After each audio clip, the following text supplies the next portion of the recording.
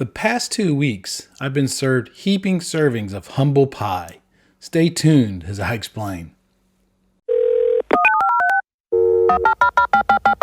Don't hang up that phone. We've found what you're looking for. Welcome to the Let's Talk Cabling Podcast with Chuck Bowser, RCDD.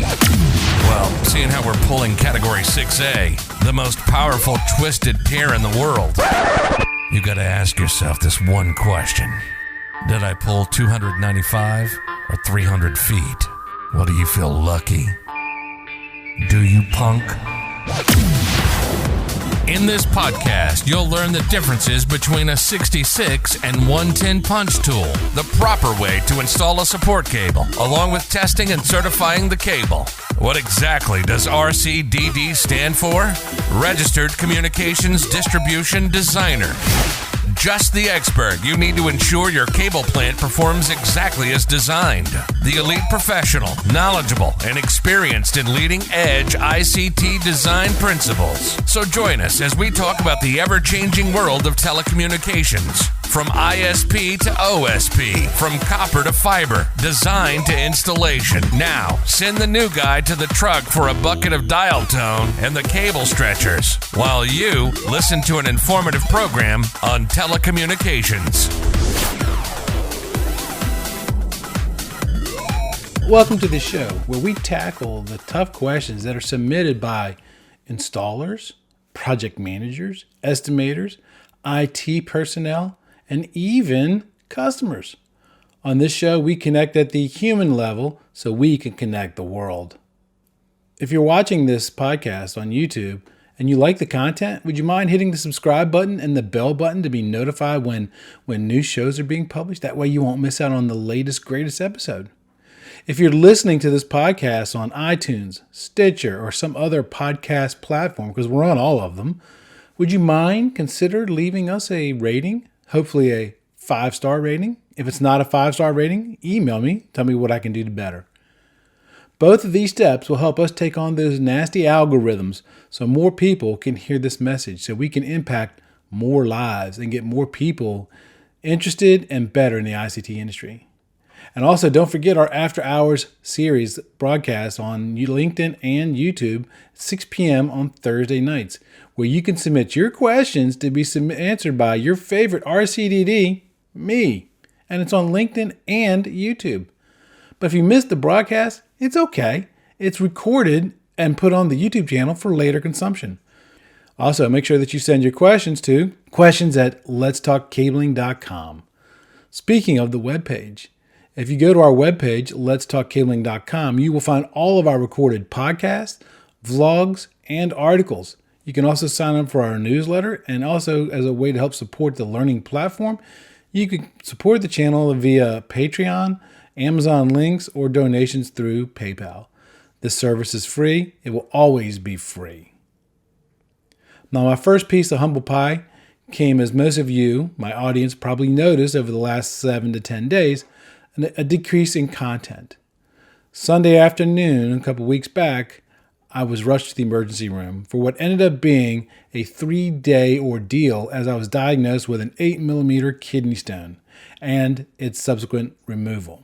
Even once I was discharged, the procedure was still pretty painful because I was on heavy-duty painkillers, and there was no way I could put out content in the condition that I was in. So I went from literally watching TV Sunday morning to 90 seconds later calling 911. Let me phrase that. My wife was calling 911. Well, I'm back to 100%, so it's all back to business.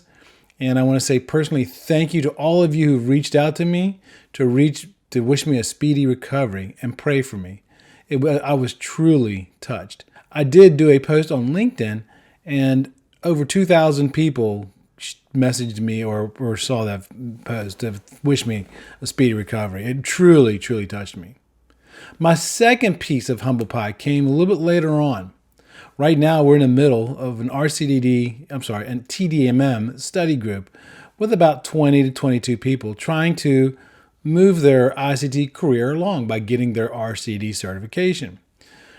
We are about 6 weeks into this venture, and right now we're in the backbone section of the TDMM. And I must say that I'm really amazed and I'm really proud to know this diverse group of people. We have people who are just brand spanking new to this industry. We have people who have been around for a while. We have men, we have women, we have all different people showing up. These people will undoubtedly be the next leaders of this industry. Within the past 7 days, 2 people from our study group have sat and passed their RCDD exams. And I think that's pretty amazing just to be a part of that process and that excitement. I would like to take just a moment to congratulate Atif Aman and Sanesh Raj. Sanesh, I hope I pronounced your name correctly. Both of these gentlemen were not participating in the live reviews that we hold on Tuesday nights at 8 p.m., but those are recorded and then they're put on a special page that only the study group members have access to so they can keep up with what's going on with the study group. And then also the practice exams are part of that as well.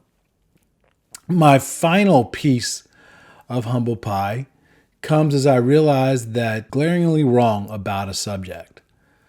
You know, the road to self-improvement is not just recognizing when you are wrong, but how you handle that, how you take on that issue.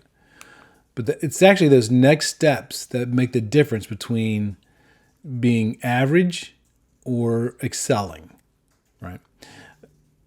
I've been in the industry for 40 plus years. I am an RCDD. I am a Bixie technician. I am a former Bixie certified trainer.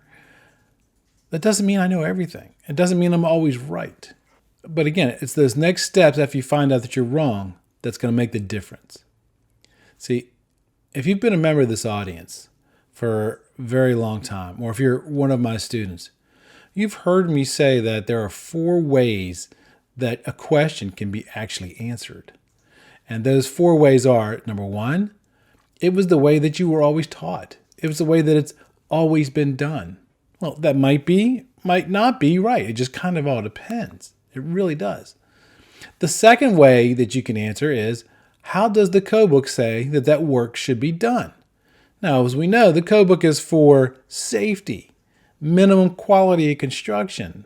So it doesn't really guarantee performance. In fact, it says in the code book that it does not guarantee future proofing or performance. But it will ensure that there's minimum hazards through the use of electricity. The third way that you can answer a question is, what do the standards say about that particular subject? And then the fourth way is, what do the technical manuals say? For example, the TDMM or the ITSM manual. How do they say that particular work should be done? And you'll find typically that you'll get 4 different answers for every single question. So every time I get asked a question, if it seems like I'm taking a moment to consider it, I'm literally in my mind going through all 4 of those steps, right? Because just because that's the way it's always been done doesn't necessarily mean it's been right. And I preach that every single class that I teach. Just because it's the way it's been done doesn't mean it's the right way. Well, guess what? I fell into that trap. And again, like I said, I usually instruct my students and my audience members to avoid that kind of mindset, right? I've relayed that information on and how I've always seen it done. It's not necessarily always the right way. So I recently did a show on MUTOAs versus consolidation points. A MUTOA is a multi-user telecommunications outlet assembly, and a consolidation point is a consolidation point. They're similar, but they're not exactly the same thing. They're a little bit different from each other. And I did the show on the differences between those two. If you missed that episode, you probably want to give that episode a listen before finishing this episode. But just to kind of give you a little bit of a recap, right? A consolidation point is an interconnection point in the horizontal cabling run, basically for either copper or fiber cable. In that episode, I stated that a consolidation point can be either a termination block or 2 patch panels that are connected together with a patch cord. It was the latter half of that where I was wrong concerning those patch panels. You see, I answered that question from experience, not from the way that the TDMM or the standards say that it had to be done. Again, like I said, just because that's the way you've always done it, doesn't necessarily mean that is the correct way to do that. You see, as a technician, I have installed plethora of consolidation points where we put in 2 patch panels and we connect them together with patch cords. Again, it's standards. Standards are voluntary. Can you do that? Sure you can. Does that guarantee the performance for the customer? Maybe not, right? That's why they say not to do that. Well, a listener pointed out that they thought that what I said was wrong. Now, I've learned a long time ago, just because you get challenged because you thought something was wrong doesn't automatically mean that you rear up and say, oh no, I'm right. I always step back a moment and am always conscious of the fact that I can be wrong. And nothing is more irritating. Nothing is more, what's the word I'm looking for? Nothing is more, to a person, when someone comes across you that they know everything and they think they know everything, but yet they're saying something that you absolutely know that it's wrong. So I make sure I don't ever come from a place of anger. And if I remember correctly, I believe in fact, I even left those comments on that YouTube video so everybody can see it. I didn't delete it. I left it out there for the whole world to see. It's like rubbing salt in a wound to me, but if I'm wrong, I want everybody to know that. I want you to know that something I did say was wrong, so that way you can get the right information. And I do believe that information came from one of my subscribers called 13 Serpents. 13 Serpents. If you are watching this, thank you so much for pointing this out to me. And also, email me, please, because you had asked me a question about 568A versus 568B testing pass-fail thing. I got some answers for you. I contacted both Fluke and Softing, and I got some pretty interesting answers. And both of those companies would like to see those test results, so that way we can analyze it a little better. So again, like I said, I didn't get angered because somebody challenged me. How dare they? I'm an RCDD. I'm right. No. I don't come from a place of anger. They challenge me. Now, usually when somebody says, that what I said was wrong, I usually ask them, well, what is your source of information for that? And the reason I do that is so I can go look at your source and I can compare. So I can understand why there's an issue here, whether I'm right or wrong, or whether you're right or wrong. Because it might be an issue where I'm looking at an old version of a document. You're looking at the new version of a document, or vice versa. I want to understand before I move forward. I've been wrong before, and I most likely will be wrong again, right? And you learn the most from your mistakes, not from doing things right. You learn most from your mistakes. Just to kind of give you an example, this whole YouTube channel, this channel, and my other channel, the Bowser Journal, those YouTube channels are because of a failure. I work for a large connectivity manufacturer, and I got sent to corporate to make some videos. And they put me in front of the videos, and let's just say that, well, no, let's just say it. I'll just say it right out. I performed so poorly that they couldn't even use one clip. I failed miserably. So, of course, I had to tell my boss that, which was not a fun conversation. Luckily, my boss was a very understanding person. But again, that was a failure. And that failure is because I have this, I don't like being in front of a camera. I know, Chuck, you're in front of a camera right now. I know, I'm working on it. I'm really good at hiding things sometimes. I don't like being in front of a camera. So because of that, I decided, okay, I'm going to start making videos. And I'm going to start putting them up. Now, initially, I did it on my other channel, the Bowser Journal, talking about homesteading and stuff like that, because that's what I was most comfortable with. And in my mind, those videos were for my family. I was doing because my family's always asking me, what are you doing on the farm? And then that started taking off. We're at almost 1,000 subscribers on that channel now. And then once I got that under the belt and I felt comfortable enough, I was like, I need to do one about cabling. I need to take this information out of my head and send it to those people out there who are desiring the information. And I've gotten better at it. I still don't think I'm good, but I've gotten better. I've gotten a lot better than that time in corporate. Now, getting back to my previous thing, I was wrong. And again, I always tell everybody, every class that I teach, every time somebody asks me a question, I always preface it with, I know a lot, but I don't know everything.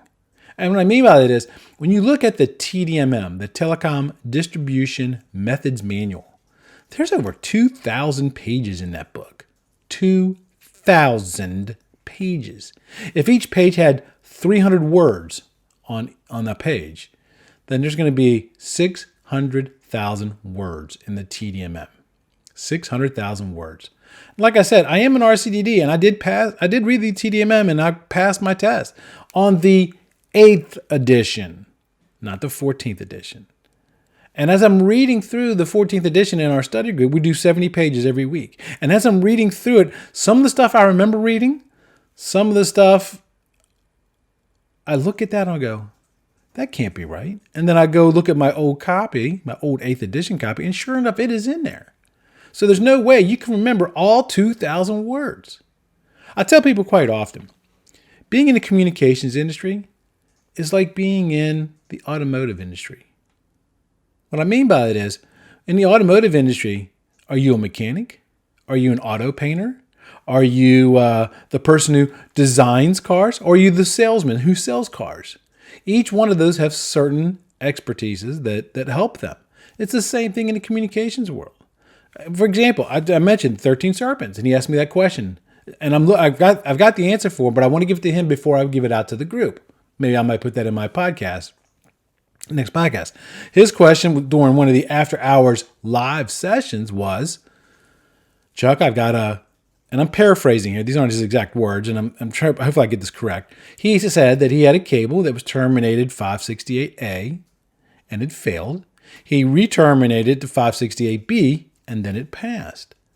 And he asked me, why would it pass on B but not on A? It stumped me. I was like, well, it shouldn't. They should perform exactly the same. Now, I've reached out, like I said, to Softing and Fluke and got answers for them, and they both want to see those test results. And I would love if he would send that to us. But, it made perfect sense. Was the first time not terminated as well as the first time? We really like to see the performance on those pins 3 and 6, right? So I reached out to subject matter experts for that particular question. If I get asked a labeling question, I'm going to reach out to my buddy Todd, right, at Brother Systems. He knows it inside out. He just did a great show just last week on labeling and UV. Yeah. So I don't know everything about labeling, but I know enough to reach out to that resource. So like I said, the TDMM has 2,000 pages. So the 13 servants, the audience member who said that they got their information from the 13th edition of the TDMM. He knew that I had the 14th edition, so he was not necessarily sure that whether the verbiage had changed in the 14th edition as it did in the 13th edition. One of the members of our study group actually has a copy of the 13th edition. And I had them look up that verbiage in the 13th edition, and sure enough, it matched exactly verbatim what was in the 14th edition. Those two verbiages were identical. Now, of course, first thought that goes through my mind is, that can't be right. I must be misinterpreting this. So I reached out to a couple friends of mine, a couple trusted peers in my industry. Because like I said, I know a lot of people. I know a lot of people because I've been around for a long time, and I've taught a lot of people, and I've been to a lot of Bixie conferences. I've had a lot of bosses. I've known a lot of engineers. So I reached out to them for clarification because obviously I had to be right. Obviously I had to be right. There's no way I could be wrong. So I reached out to them, and sure enough, they responded back to me, Chuck, the verbiage is correct. You're wrong. But I've done jobs. I've done jobs where we've done it that way. I mean, after all, I'm an RCDD. How could I be wrong? Right? Yeah. Yeah, like I said, they both chimed in, and they both said, no, it's wrong. The consolidation point is for an interconnection, not cross connection. Now, thank God, as when I reached out to my peers, one of those is an engineer, a very well-trusted engineer that I know. And he kind of said the exact same thing I did. He said, there's customers out there that have 2 patch panels in their consolidation point, and those patch panels are connected together with cabling. So let's dive into the details and explain why I was wrong, so that way you can learn from my mistake, right? So when you're talking about a consolidation point, you're running a cable from the horizontal cross connect in the telecom room to the consolidation point. And then you're going to terminate it on a 110 block or some type of a connection block. And then you're going to continue that 4-pair cable on to the Mutoa. Let's look at what the 14th edition of the TDMM actually states. It's on page 5-29 if you want to look it up yourself. It says, the CP, or consolidation point, is an interconnection point with the horizontal cable system. Like the Mutoa, a consolidation point may be used for balanced twisted pair cabling or optical fiber cabling. One of the biggest applications for consolidation points is actually in an open office environment. Open office environment basically just means modular furniture. Modular furniture is easy to install, lowers construction costs, increases creativity and productivity. That's why they like to use them. So again, customers will run a horizontal cable, horizontal cables to the consolidation point, terminate them on a block, and then run cables from that consolidation point to that Mutoa inside of the modular furniture. That benefit provides from that is if they move that modular furniture, then the cable only has to be replaced from the consolidation point to the new location of the modular furniture instead of having to run a cable all the way back. So the key word in that sentence was interconnection point. Interconnection point. And that was where I was wrong. Again, like I said, I've done projects where we did patch panels connected together with patch cords. That is a cross connection. Cross connection, not interconnection. So you have to really understand those definitions very well to be able to dive into that whole concept. So what I did was I went and looked up those definitions, interconnection and cross connection. I looked them up in both the Telecom Distribution Methods Manual and also the ICT, Bixie's ICT guide. And just to verify the verbiage, because like I said, you've got to understand that sometimes some publications get published before others. It defines it as an interconnection as a device for the direct connection of a cable to another cable without a patch cord or jumper, for example, pass-through bulkheads. It offers an alternate definition as well, right? And the alternate definition says a type of connection which a single port equipment connections, for example, copper or optical fiber connectors, attached to horizontal or backbone cabling by means of equipment cords or optical fiber jumpers. And again, that's from the Bixie ICT Terminology Handbook 2.0, which matches the TDMM. So the second one comes from, the definition is a cross connection. And it's defined, again, as a connection scheme between cabling runs, subsystems, and equipment using patch cords or jumpers that attach to connecting hardware on the end. So the cross connection. So when you have that patch panel or 2 patch panels in that consolidation point connected together with patch cords, that is a cross connection. You actually have 2 splice points, for lack of a better term, because that's what it really is. When you plug a RJ45 or an APHC into a patch panel, that's basically a splice. And now you have 2 of them. And if those cables or patch cords get bumped, moved, jiggled, disconnected, even though the consolidation point's in a secured location or secured in the ceiling or below the thing, that can knock somebody down. With an interconnection, because you're terminating the cable on that termination block, and then you're putting a clip on top of it, like a C4 clip or C5 clip, and then you're terminating on top of that, that's only 1 connection point. Now, will that system work? Will the system of 2 patch panels with a patch cord still work? Sure it will, 99% of the time. But remember why we have standards. We have standards to guarantee performance. As my peer Kevin would say, the instructor for the western half of the U.S., he verbs this perfectly. He says, the standards creates a box. And if you stay within that box, you know that cable plan is going to work the way it's supposed to. So you want to stay within that box. And because standards are voluntary, though, yes, absolutely, you can still use 2 patch panels connected with the patch cord. But do expect a slight impact of performance. Do expect a potential for a service call. So, lesson learned. Thank you, 13 Serpents. And I hope that you learn something from this as well, too. Be humble. You will get things wrong, especially my people in my study group who are starting the RCD. Once you get your certification, there's a added layer of responsibility that everybody's going to be looking at you a little bit differently because you've got that RCDD now. And they're going to ask you questions. I'm going to be quite honest with you. You're going to get asked questions sometimes that you don't know the answer or you don't remember the answer. Be humble. Be humble. Be open-minded and humble, right? That's why, again, you always start off with, where did you get your information from? Let me research that.